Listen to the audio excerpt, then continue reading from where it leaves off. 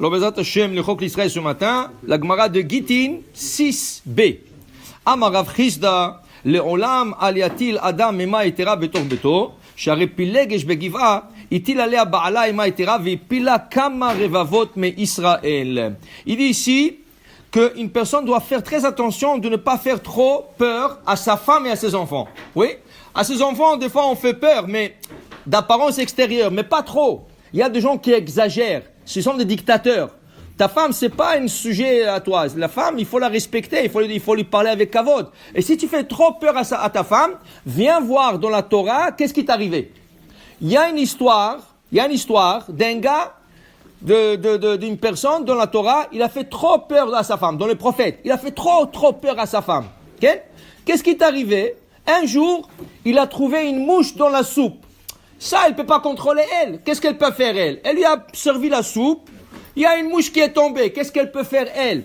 Maintenant, lui, il était tellement méchant. Il lui criait, il lui harcelait. Alors, elle s'est sauvée de la maison. Elle s'est sauvée. Où est-ce qu'elle est partie? Chez ses parents. Mais ses parents habitaient loin. Elle a marché 2 jours pour aller chez ses parents. Maintenant, lui, quand il se calme, il oublie tout. Après qu'il se calme, il oublie tout. Alors, il est parti chercher sa femme. Il est parti chez le beau-parent. Le beau-parent, Baruch Haba, comment ça va? Viens, reste avec nous. Une semaine, il restait avec le beau-parent, il leur donnait à manger, ils ont fait le shalom, ils ont emmené le rabbin de la ville, tout ça. Top. Après une semaine, il dit à son beau-père, écoute, je veux partir avec ma femme. Il dit, reste encore un peu, parce que le beau-père, il voulait qu'il reste encore un peu pour calmer.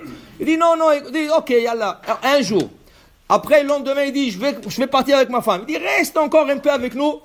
Le 3e jour, il dit, ça y est, il dit, reste encore, tu sais quoi, on va manger à midi ensemble, et après tu t'en vas.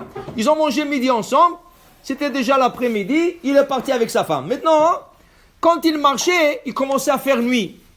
Alors il dit, je ne peux pas continuer, il va faire nuit où je vais rester. Il y avait une ville, c'était la tribu de Benjamin, la ville de la tribu de Benjamin. Il est rentré dans la ville, il a commencé à demander aux gens, excusez-moi, je dois partir chez moi demain matin, est-ce que je peux rien que passer la nuit chez vous, dormir avec ma femme? Ils lui ont dit non, tu peux pas. 1, 2, 3, tout le monde.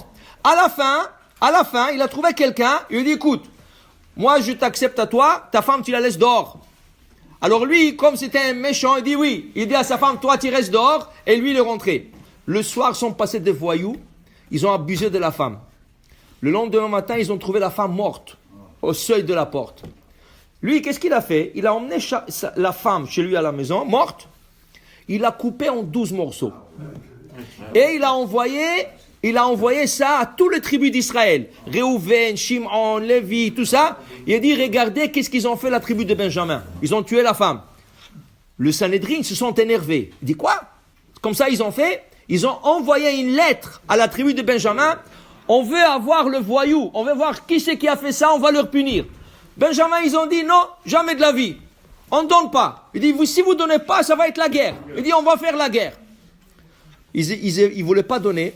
Ils ont fait la guerre. Am Israël, une guerre de frères. 11 tribus contre la tribu de Benjamin. Et Benjamin, c'était des gens forts. On dit qu'en 2 jours, 70 000 morts. 2 jours. Soit à cause de cette femme. 70. La Gemara dit, tout ça à cause de quoi? À cause de cet homme méchant. Si tu n'aurais pas fait peur à ta femme, elle ne serait pas sauvée, toute cette histoire ne serait pas arrivée. Regarde qu'est-ce que des gens méchants qui font trop peur à leurs femmes, trop peur à leurs enfants, regarde qu'est-ce qui peut arriver. La Gemara continue. Et la Gemara Amar Rav Yehuda Amar Rav, Kol amatil ema et Torah betor beto, sauf balide shalosh averot. La personne elle-même va souffrir de ça. Celui qui fait peur trop à sa femme, il va avoir les conséquences lui-même. D'abord, Giloy Arayot. Dit Rashi, écoute, ta femme, la femme qui fait peur, un jour, elle est partie au mikvé. Mais elle est partie un peu en retard, elle arrive au mikvé, ils ont fermé. Il n'y a pas honte mikvé. Maintenant, elle, dit Rashi, elle a tellement peur de lui, elle ne peut pas lui dire qu'elle est partie un peu en retard, ils ont fermé le mikvé. Qu'est-ce qu'elle va dire? Oui, j'étais au mikvé. Et là, il va être avec sa femme quand elle est nida. Mais la faute de qui? C'est sa faute à lui. Parce qu'il a fait trop peur à sa femme. Deuxième chose. Chilul Shabbat. Dit Rashi, encore, Chilul Shabbat. Il dit, la femme avec les enfants, elle court et tout ça. et c'est arrivé l'heure de Shabbat, elle a oublié d'allumer le bougie de Shabbat. Alors maintenant, dans une situation normale, elle n'allume pas.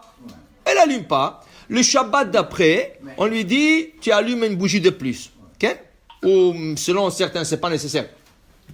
Il dit Rashi, elle a peur de lui. Il va venir de la synagogue, il dit, hey, pourquoi les bougies de Shabbat ne sont pas allumées? Elle va s'excuser, lui va lui crier, il va lui faire un Shabbat noir pour elle, Hasbi Shalom. Alors, qu'est-ce qu'elle va faire, elle?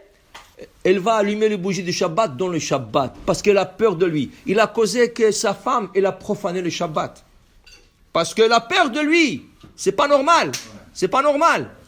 Et après, il dit ici, Shfichut Damim. Qu'est-ce que c'est Shfichut Damim?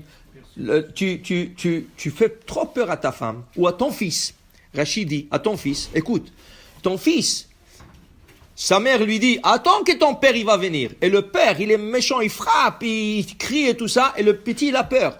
Il a fait une bêtise à l'école.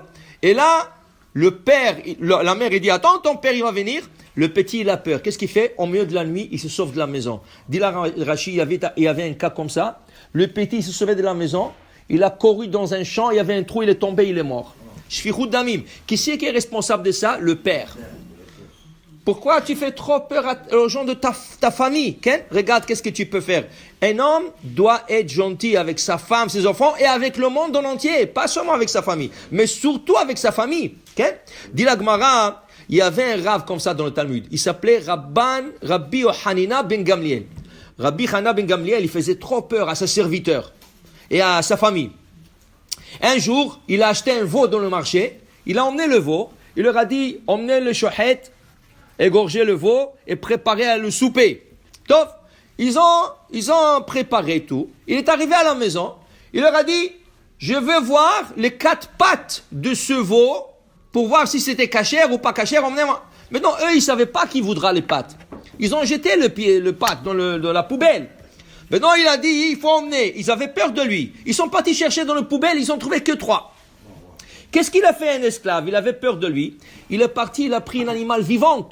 Il lui a coupé le pied, il lui a emmené, voilà 4. Ah, ok, il a regardé, c'est cachère, c'est cachère. Après qu'il a mangé, Rabbi Hanina ben Gamliel, après qu'il a mangé, il est parti faire un petit tour. Qu'est-ce qu'il a trouvé à côté des poubelles? La pâte qui en manquait. Alors il est revenu à la maison et dit, dites-moi, combien de pâtes il avait cet allemand? 5.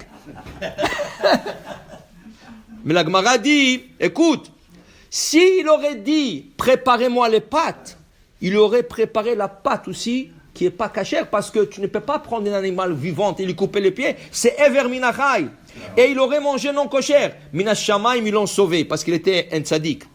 Mais pour te dire, une personne doit être toujours gentille. D'abord avec les gens de sa maison, avec sa femme et ses enfants, et aussi avec le monde à l'extérieur. Baruch Adonai Le'olam. Amen ve Amen.